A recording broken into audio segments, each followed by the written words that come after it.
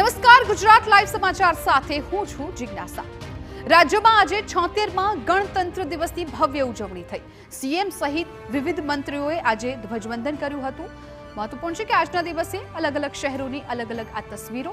તાપીના વાલોડ ખાતે રાજ્ય કક્ષાનો કાર્યક્રમ યોજાયો હતો, જેમાં સીએમ ભૂપેન્દ્ર પટેલની હાજરીમાં રાજ્યપાલ આચાર્ય દેવવ્રત દ્વારા ધ્વજવંદન કરવામાં આવ્યું। સાથે સીએમ અને રાજ્યપાલે પોલીસ વિભાગ દ્વારા આયોજિત પરેડની સલામી ઝીલી। રાજ્યની રાજધાની ગાંધીનગરમાં પણ પ્રજાસત્તાક પર્વની ભવ્ય ઉજવણી થઈ, જ્યાં ગૃહ રાજ્ય પ્રધાન હર્ષ સંઘવીએ ધ્વજવંદન કર્યું। કાર્યક્રમમાં જિલ્લાની વિવિધ શાળાઓના 300થી વધુ વિદ્યાર્થીઓએ સાંસ્કૃતિક કાર્યક્રમો રજૂ કર્યા। રાજ્યના શિક્ષણ મંત્રી કુબેર ડિંડોરે ભાવનગર જિલ્લાના કક્ષાની ઉજવણીમાં ધ્વજવંદન કર્યું અને સાથે જ સુરતમાં ઉમરપાડાના વાડી ગામે સૈનિક સ્કૂલ ખાતે રાજ્ય શિક્ષણ મંત્રી પ્રફુલ પાનસેરિયાએ તિરંગો લહેરાવ્યો। કાર્યક્રમમાં અનેક સાંસ્કૃતિક કાર્યક્રમોનું પણ આયોજન કરવામાં આવ્યું હતું।